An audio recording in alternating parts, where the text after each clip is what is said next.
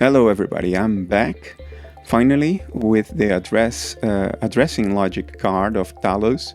We've completed 2 cards so far, the ALU card and the register file card. This is the addressing logic card, and then there will be the control card and the motherboard, and then we are through with it. I don't think we are around halfway. Once we are done with this card, we will be around halfway, because the control card is the most complex one. It has the instruction decoding logic, which is the most complex. But today let's concentrate on the addressing logic card. As of my recording, I already have the PCB back. It's already assembled, populated, and tested. So it works. What I will show you works. I couldn't release this video earlier or even make this video earlier because of real life commitments, day job and stuff. I was distracted for several days with my real life. Let's put it that way. Okay, so as usual, I'll start with a block diagram. Very, very simple. So you see how simple the actual design is before it begins to just look complicated because of the implementation details. As before, we have here our internal bus divided in 2 bytes, the internal bus high byte and the internal bus low byte. So it can be seen either as a 16-bit internal bus or 2 parallel and independent 8-bit internal buses. The first thing we have to take into account is, of course, the program counter, which indexes the instruction memory, so instructions can be fetched and executed. So that's what we are going to do.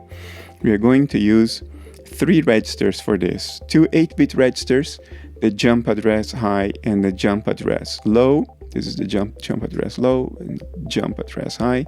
You can also regard them together as one 16-bit register that is just the jump address. That's another way to look at it. I'm dividing them in 2 here because they can be used separately by the instructions in the instruction set of Talos.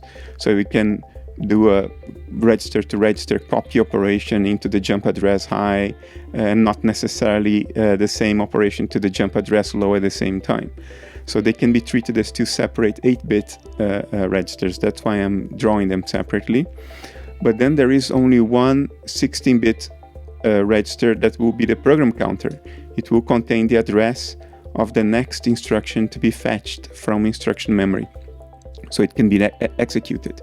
Now, I'm not dividing the PC in 2 parts, high and low, because the PC is ever only used as a 16-bit register.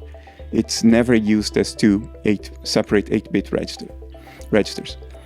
Now, when you do a jump operation, you load the contents of the jump address register, now regarded as 16 bits, into the program counter.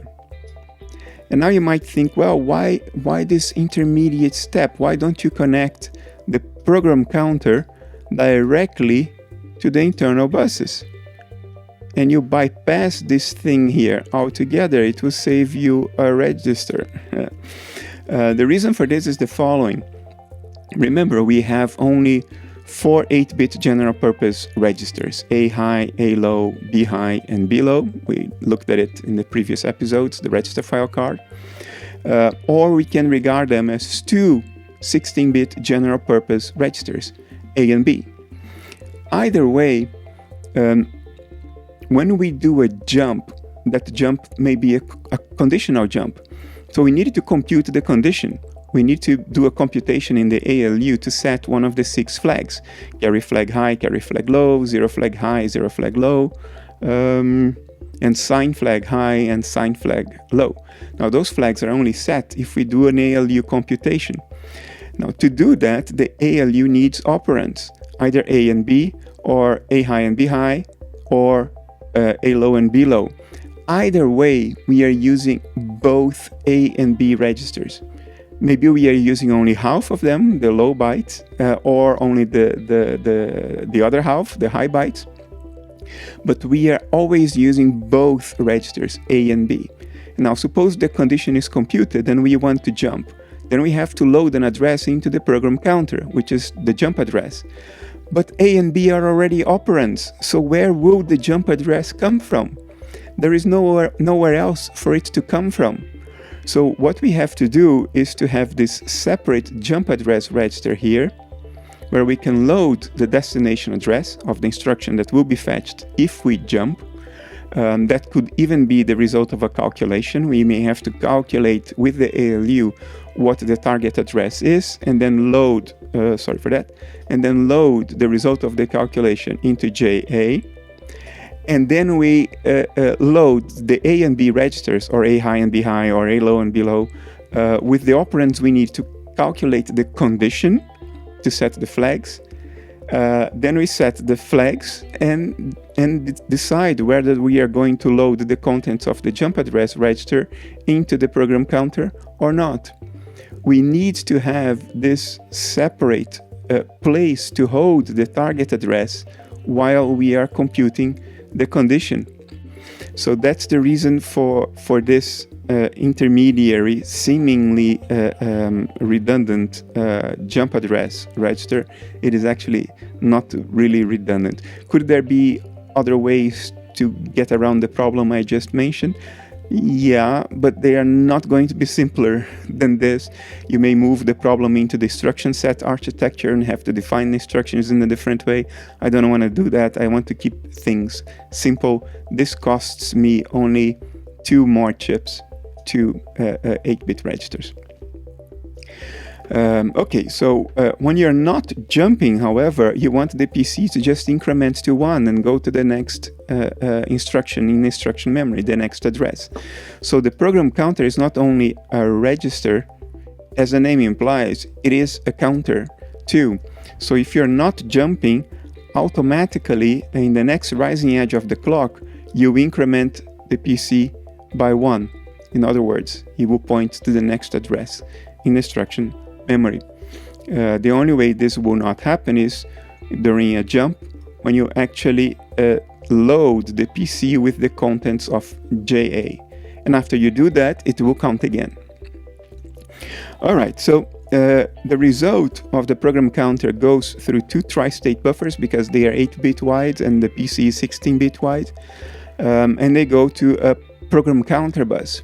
Now remember, Talos is a RISC mini computer, and most RISC architectures have what we call the Harvard architecture, in which instruction memory is separate from data memory. In the old RISC CPUs used in the old home computers, like the 6502 and the Z80, it was the same memory that contained both the instructions and the data. You would use the same buses, same address and data buses to fetch instructions or to manipulate data in main memory. In RISC, that's not a good idea, because in RISC processors, we want to execute an instruction every single cycle. In the best case scenario, of course, if you have conditional jumps, you may miss some cycles. Or if you have some data or control hazards, you may have to include some NOPs, some no-ops. But even the no-ops are fetched. So you want to be able to fetch an instruction every cycle because you want to be able to execute an instruction every cycle. Now, if you don't separate instruction and data memory, what that means is that the one memory you have and the one address bus will be entirely monopolized with instruction fetches, and you will not be able to access any data ever because you're always fetching another instruction. That's why with RISC we have to separate the two. Are there different ways to manage the problem I just mentioned? Yeah, there are, but I'm not going to get into that. And you see, I'm losing viewers every new episode of this series, which to me tells that, yeah, people are not following. So I will try to keep this as simple as possible going forward. And the simplest way to do these things is to adopt the Harvard architecture, is to just separate instruction and data memories. So the PC bus that you guys see here is just an external address bus, but dedicated to the instruction memory and not to data. And why do we have tri-state buffers here? Why can't we connect the PC directly to the bus instead of through tri-state buffers? The reason for this is I may want an I/O processor to do DMA to the instruction memory. I may want an I/O processor to read a program from an SD card and load it in instruction memory via direct memory access. And if I want to do DMA, direct memory access to the instruction memory, I need to tri-state the PC to isolate it from the PC bus so somebody else can drive the PC bus to load instructions in memory. That's the reason. So, okay, now we dealt with half the problem. How do we address the instruction memory? There is another half, though. How do we address the data memory? For that, I'm going to use two indices, the address register 1 and the address register 2. And you might ask, well, why? Why 2? Why can't we have only 1? I'll get to there. What I'm going to do is I'm going to build these two address registers as counters as well. Not as the jump address here, which is not a counter, it's just a register, but as counters. And the reason is, in old CISC machines, or most processors actually throughout the history of computing, a key bottleneck, if not the bottleneck, is memory access speed. You will notice that the old CISC CPUs, most of the time they spend, trying to access memory, calculating addresses, waiting for memory to reply, and going through all the states of memory transfers. And they spend a lot more time there than doing actual computations. In other words, ALU operations, actually processing data. And what I'm doing here is an attempt to illustrate to you how we can address such a bottleneck. When we do massive processing of a lot of data in memory, usually the data is organized in blocks.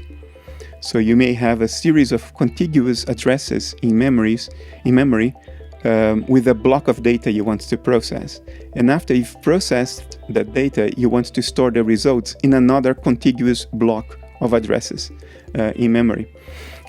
So you are indexing the memory to read data one address after the other, and you are indexing memory to write data one address after the other, but different addresses for reading and writing. If we had, suppose we didn't have the second address register, suppose we had only this, AR1, address register 1, we would read the first byte of data from memory, then we would increment the address by 1, so we could read the next byte of data from memory, and then increment it again by 1, and read the next byte of data from memory. Would this work? Of course not, because after you read out the first byte of data in memory, you have to process that data. And there are only two general purpose address registers within Talos, so you very quickly need to store something back in memory, the result of your processing, before you can read the next piece of data. So, and then you have to store it back in memory before you can read the next one, and so on and so forth. So the moment you're going to do a write, you're probably going to write to another block of memory, and then this +1 becomes useless, because you have to load a completely different address to write your data. So in the ideal architecture, you have two indices, AR1 and AR2. So you can use one for reading, and then you read something from memory, and you increment the address to read the next byte, and so on and so forth, while the other index is allowing you to point to the write locations of the data after you've processed the data. And you don't need to reload each register with a different, say, base address of a different page in memory, which would interrupt your counting and negate the value of the counter to a large extent. You keep one counter for reading and one counter for writing, so you can process large blocks of contiguous data in memory, from a source region in memory to a destination region of contiguous addresses. That's the idea. But then, of course, you need to choose which one of the two address registers you're using, and you do that by enabling one of these two pairs of tri-state buses. If you enable this pair here, then AR1 will go to the external address bus, this way. Otherwise, if you enable this block here, then these buffers will tri-state, and these lines will be interrupted, and the bus will be driven, the external address bus will be driven this way. So you can choose which of the indices you are using by enabling the correct pair of tri-state buffers.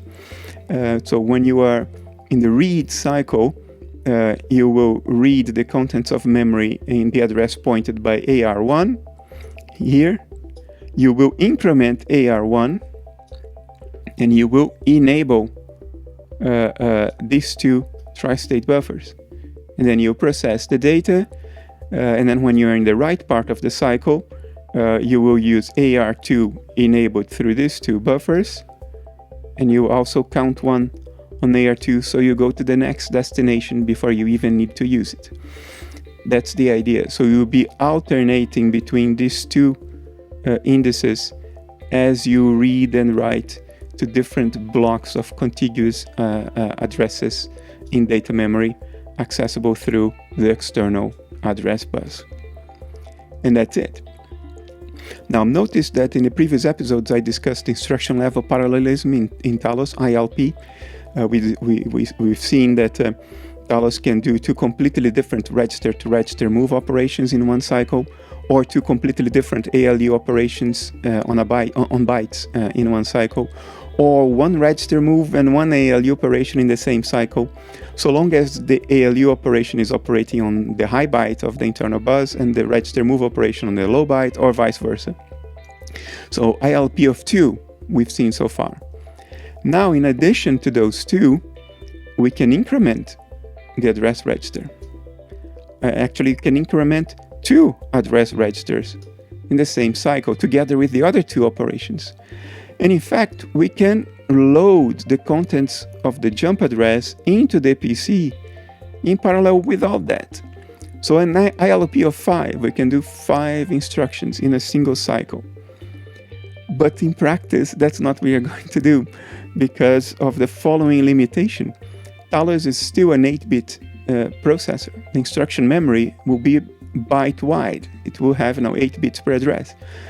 So we have only 256 possible opcodes, which is a byte. If we start allowing for an ILP of 5, there will be so many combinations and permutations of possible different instructions that you have to encode in a single byte that we will run out of space very quickly. There are only 256 possible opcodes. And in practice, you don't really need ever to, you don't really ever need to, go back to my pointer, to increment AR1 at the same time that you increment AR2, because only one of them can be used at one time. Only one of them can access the external address bus. So you can increment AR1 together with 2 other instructions, an ALU instruction and a register-to-register instruction, operation actually. And then when you're doing another ALU operation or another register-to-register move operation, then you can increment AR2 together with those. They never need to be incremented at the same time, AR1 and AR2, because they cannot be used at the same time. So we go back to an ILP of 4. But then there's something else. You never, well, it could be interesting to load the PC with the contents of JA together with a bunch of other operations. But in practice, you face control hazards trying to exploit the ILP at that level, because you may jump or you may not jump, so you're trying to do some speculative execution of operations in parallel with loading the PC. And I don't want to get into speculative execution or even discuss the intricacies of that or what you have to pay attention to, because I want to keep it simple. So if I have to give up on any instruction that encodes a combination of many operations, then I will give up on trying to load the PC in parallel with ALU operations or register-to-register operations. I don't want to force people to learn what they need to learn in order to be able to leverage that. So I'll keep an ILP of 3. Talos can do 2 ALU operations plus a address register increment operation in the same cycle, or 2 register-to-register operations plus an address register increment per cycle, or one of each. One register move operation, one ALU, and one address register increment, all in the same cycle, and 3 operations per cycle. In other words, 3 operations per instruction seems enough to me to illustrate the concepts, to illustrate how you reduce memory bottlenecks by using 2 index registers. I am illustrating enough by keeping things simple this way, I think. So this is what we are now going to implement in the simulator in Logisim Evolution. All right, here we are in Logisim. I already put everything in there. This is the address register 1 over here. It's made up of 4 times a 74161, which is a register counter. It stores the value of 4 bits and is also a counter that you can cascade.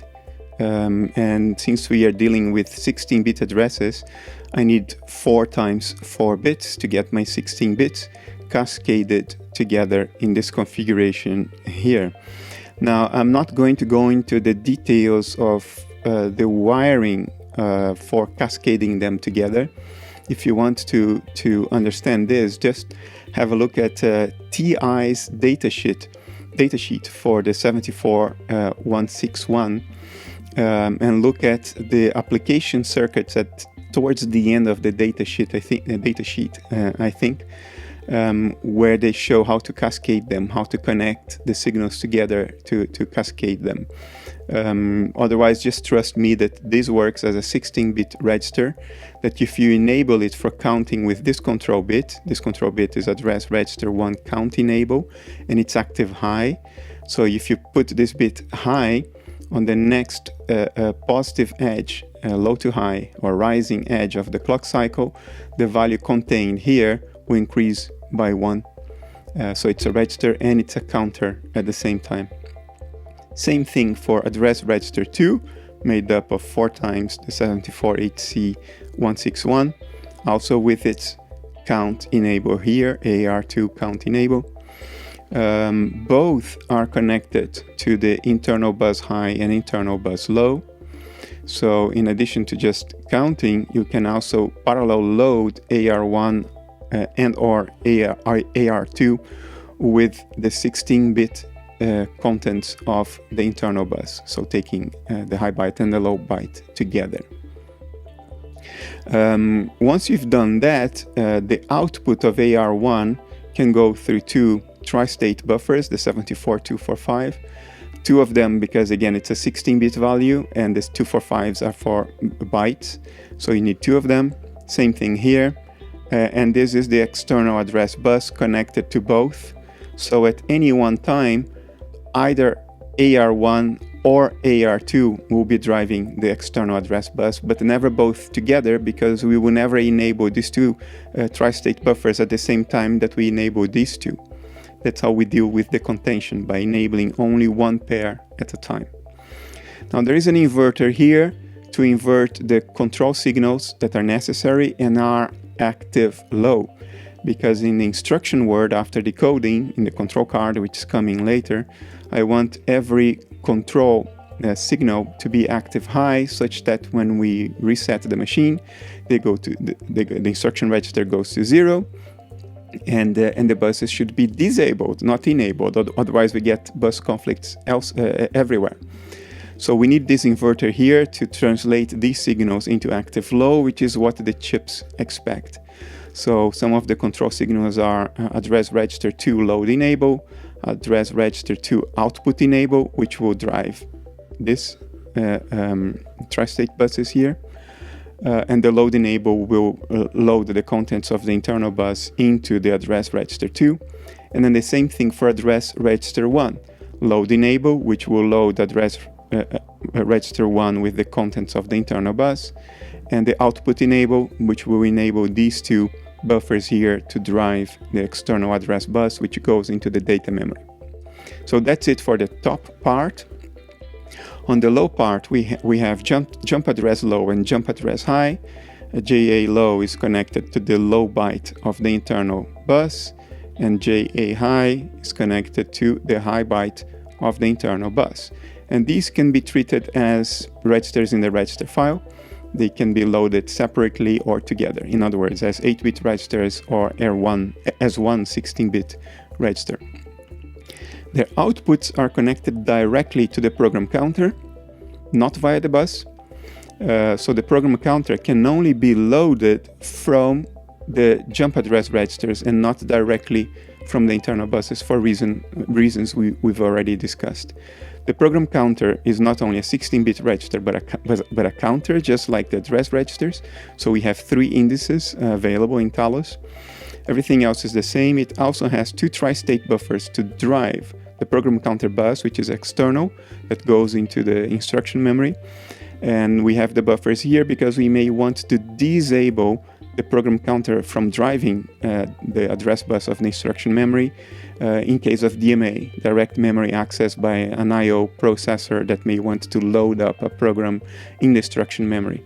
So we need to tri-state this.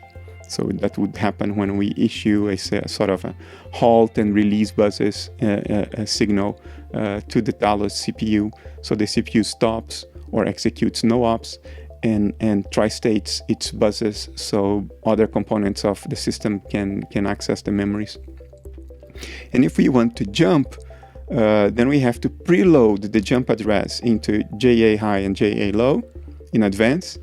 Then we compute an ALU operation to set the flags, and then we decide, do we jump or not? If we do jump, then we will enable the load for the PC. Load enable for the PC here will be active, such that in the next rising edge of the clock, the contents of the jump address register are loaded into the 4 chips making up the PC. So instead of counting, it would just parallel load a different value into its registers.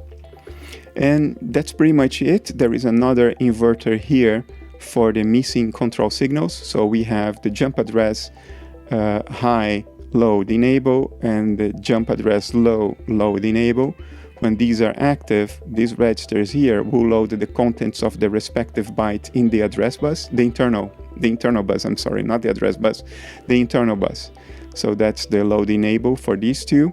If we want to load them at the same time, then we set these 2 load enables active at the same time. And then the control bits for the program counter, we have program counter load enable and program counter output enable. Output enable controls these 2 tri-state buffers, and load enable tells the program counter whether it should just count or parallel load the contents of the jump address register into its own registers. Now the program counter, unlike AR1 and AR2, which have these 2 control bits here, the count enables, they don't go through an inverter because they are active high in the chip as well, so they don't need to be inverted. I am not using the count enable for the program counter. I am actually pulling it up. As you can see here, let me go there. This symbol here means a pull up. So I'm pulling this up, and the idea is that there is no situation in which you don't want to enable the counting of the PC. If you don't count, then you don't fetch the next instruction, and then the thing stops. Or it will keep on fetching the same instruction and executing the same instruction. We don't need to stop the counting when we load, because the load enable will automatically load new contents into the program counter. So we don't need to disable the counting to do a parallel load. And therefore, I pull that bit high and I save one control line that needs to come from the control card. One less thing to route and one less thing to decode. So this is it. It's very simple. This is not a test bed. This is designed in such a way that it can be used as a single block in a higher level simulation of Logisim evolution. In the case we would want to run a simulation of the whole of Talos, then I would use this whole thing here as a single block in a higher level simulation run. I probably will not do that because, I'm building these cards as I go along. So by the time I would be ready to do a full system simulation, I will have the cards and I might as well run the hardware, the actual hardware, instead of a simulation.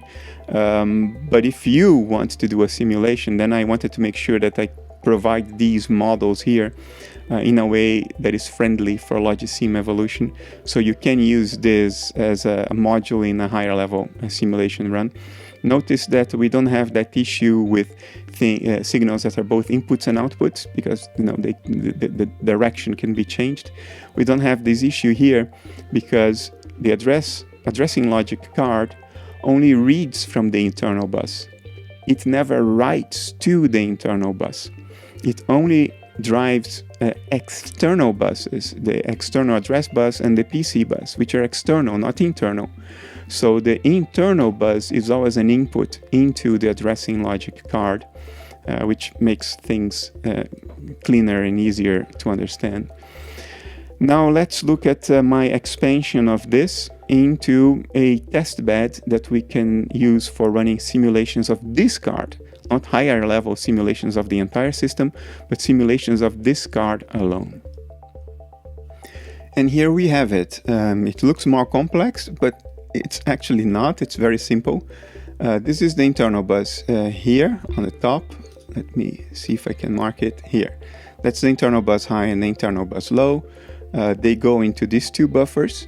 And the reason is not only to strengthen the signals in the buses as they come into the card via the backplane connector, not only to boost and buffer that signal, but also to be able to choose whether we want to use the internal buses as they come from the backplane connector in system, or we want to drive the internal buses locally with these two dip switches here, which have their own buffers to drive the local bus, which is the local segment of the internal bus. So with this standalone signal here on top, here, if standalone is 0, then these two buffers are enabled and the local bus is connected to the internal bus via the backplane connector. In other words, we are in system mode, not standalone. But when standalone is 1, the output enable is 1, but it's active low, so these two buffers are disabled and these two are enabled, and now the internal bus or the local bus will be driven by the local dip switches as opposed to from the signals coming through the backplane connection. And then we have these other two buffers here which drive LED bars. So these two buffers are purely to drive two LED bars. Now it's two of everything because this is effectively a 16-bit card. The addressing logic is a 16-bit card because all addresses are 16 bits. So everything is doubled. We are dealing with a 16-bit structure here. That's why you have two buffers and two LED bars. Now these two buffers here are to drive the LED bars that show not the contents of the local bus, like these two, but the contents of AR1. And then we have two here that drive LED bars that show the contents of AR2, and another two buffers that drive the contents of these two LED bars that show the contents of the program counter. And actually we have another two buffers here to drive two more LED bars to show the contents of the jump address register. And everything else is what you've seen before. These two buffers here or these two buffers here will be driving the external address bus with the contents of AR2 or AR1, depending on which pair is enabled. And we have the two inverters, and that's pretty much it. We are now in a position that we can run a little simulation and test this thing. Let's put the system in standalone mode, because we are testing only this card. We don't have the rest of the system yet, so it has to be in standalone mode. This is the reset. It's active low, and it is low right now. So let's bring it out of reset. So reset is now 1, so inactive. And now remember that we discussed that the program counter should always count. We never need to disable the counting, because when you do a jump and you enable a load, then the load will take precedence over the counting. So the counting is always enabled. So if I click on the clock and cause a rising edge, then we should see these two LED bars here showing an increasing number. You know, it will be counting every time I cause a rising edge on the clock. So let's count now. So standalone, out of reset, and now see we have a 1. Let me make it a little bigger if I can. Yeah, so I'll be counting here, and this is what you should look at. This value here should increase every 2 clicks of the clock. In other words, every 1 rising edge of the clock. 2, 3, 4, 5. There we go. So one side, it's clearly counting. Now, the AR registers, AR1 and AR2, are also counters. So if we enable their count enables, so AR1 count enable is now 1, AR2 count enable is now 1, and they are active high. So they are enabled now as well. So when I click on the clock twice, these two LED bars here and these two LED bars there should also count. Let's see. There we go. They are counting as well. So now let's keep the count enables. And let's set our dip switches with certain values. So I will put the high nibble high on the internal bus high and the low nibble high on the internal bus low. And now we see here on these LEDs what the contents of the internal bus are, or the local bus. In this case, it's the same thing. We see how the buses are being driven by these two buffers here from the dip switches, because standalone is 1. So these two buffers are disabled, these two are enabled, and these two buffers drive the LEDs with the contents of the internal bus. So that's what we see here. It's the same value that we put in the dip switches, which is correct. That's what we would expect. So now let's do a load enable for AR2 and AR1. So next time I hit the clock, instead of counting, we should have these values here in these LEDs here and in these LEDs here, because I will be loading both address registers with the contents of the internal bus. So let's do it. There we go. So now these two are the same as these two, which are the same as these two. And if I change something in the dip switches, activate one more bit on each side, so the internal bus has now different values, as you see here. And now if I clock low, now when I click on clock high, these two LEDs, LED bars, should be identical to these two again. Let's do that. There we go.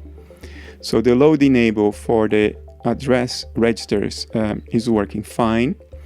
So let's disable them. Let's disable the counting as well for now. And let's load something into the jump address. So we can test at the same time. So jump address high, load enable, jump address low, load enable. And now clock goes low. When clock goes high, these two LED bars should become identical to these two, because we'll be loading the contents of the internal bus into these two 8-bit registers. So let's do a positive transition, clock high. There we go. So these two are working. So now the jump address register has a certain value. Let's see whether we can load the PC with it correctly. So let's disable the load enables for the jump address registers. And let's do PC load enable, program counter load enable. So when the clock goes high, these two registers here should have the same value as these two registers there. So clock goes high, and there we go. The value is the same. Now, if I keep on clicking on the clock, nothing will change because the load of the program counter is enabled. So the program counter, you see, it's not counting, even though the count enable is active, because it's always loading. it's continuously loading the contents of the jump address into the program counter. But if I disable the program counter load enable, now it will count and not load. So let me click on the clock. There we go. You see, program counter is counting again. But if I activate the load enable, now it should go back to the value here in the jump address. So clock high, there we go, it's reset again. But if I disable the load, it will count again. There we go. So this is working. The output enables we can test as well. There is a value here on the program counter. Remember, blue is when these lines are not being driven, because the output enable is high and it's active low. But if I do program counter output enable here, now the colors change. Let me make it bigger so you see what I mean. This is the program counter. You see, the colors have changed. Dark green is 0, light green is 1. And if you look at the value in these registers here, it's exactly the same, which means that now the program counter bus outside of this addressing logic card is being driven by the contents of the program counter, which are the same that you see here. And the same for this. Right now it's blue because it's floating. It's not being driven by anything. But if I do address register 2 output enable, now it's being driven by the contents of address register 2, which in this case are identical to address register 1. But if I say I enable counting for address register 1 and I hit the clock a few times, now the value here is different from the value there. Right now it's this one that is driving the external address bus. But if I disable AR2OE and I enable AR1OE, now these values, which are now floating because nothing's driving them, they will be driven by these here, which are different from those. So let's say AR1 output enable, and now what you see here is the same as what you see here. So that's working fine too. Let me bring the output enables back to the inactive state. Now to really test the counting correctly,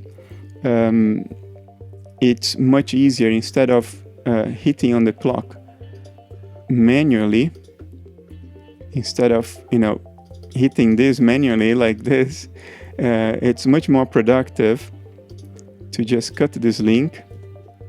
This is the manual approach. Let's set it aside and we put a clock generator there. It's much easier to do a simulation. And if we go to the options, I enabled the clock generator to work at 2 megahertz. It will not work at 2 megahertz because the simulation speed has a maximum, but it will be working at the maximum frequency that the simulator can run in this particular computer. And then I'll go back to Alto and we go to simulate and we just say enable clock ticks and we let it run.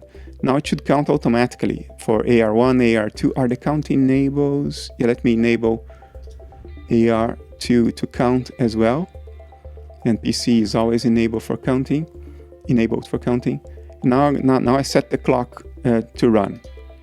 And you see now you can see there and there and there that it is counting, and we can see when it counts across the 2 halves, which it did do correctly. See, it is doing that correctly. It's counting correctly across the 2 halves.